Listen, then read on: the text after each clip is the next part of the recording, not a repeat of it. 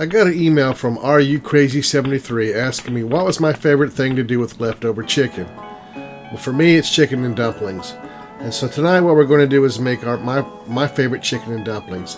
I've got 1/2 of a rotisserie chicken which is deboned, 2 quarts of chicken stock, 2 packages of cheap biscuit dough, 1/2 cup of all-purpose flour, 1 teaspoon each of onion powder, garlic powder, and black pepper, and 3/4 cup of half and half, where you could use heavy cream. Now the first thing that we're going to want to do is get our biscuits out of our biscuit cans. And we're going to take a little bit of flour and put it on our cutting board. We want to separate our biscuits, and then we want to flatten them with our hand into a disc.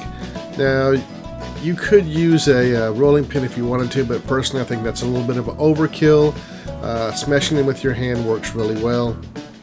We just want to make sure we get some flour on there, not too much, just enough to keep our biscuits from sticking. Then we're going to pile our biscuits onto our plate.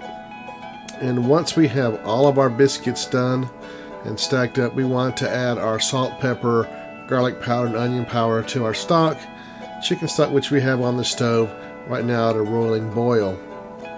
Now once we have our chicken stock seasoned, we're going to take our biscuits and we're going to want to cut them into dumplings. I cut mine into quarters. You could cut them into smaller pieces, but I think quarters works well. You could also just stand over the pot and you could tear off pieces of the biscuit dough. Some people like to do that. I think that cutting them gives you a better uniform shape, and I think in the long run you're going to have better results. Now that we've got our biscuits all portioned out, what we're going to do is we're going to drop them into our simmering chicken stock.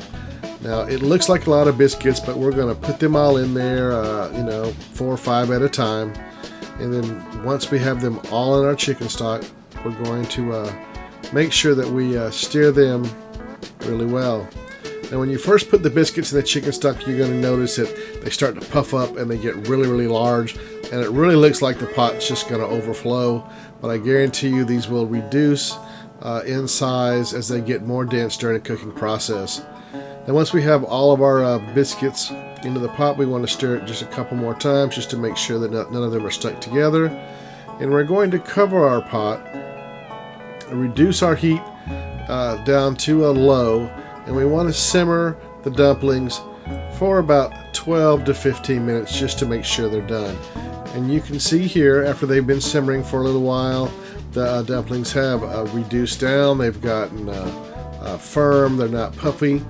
We're going to add our chicken, and then we're going to add our half and half, and we're just going to stir this up, and we're going to give it just a chance to warm up a little bit, and we're going to put it in our plate and serve it. And you've got some great chicken and dumplings there, and I hope you enjoyed this, and think about making chicken and dumplings the next time you have any leftover chicken.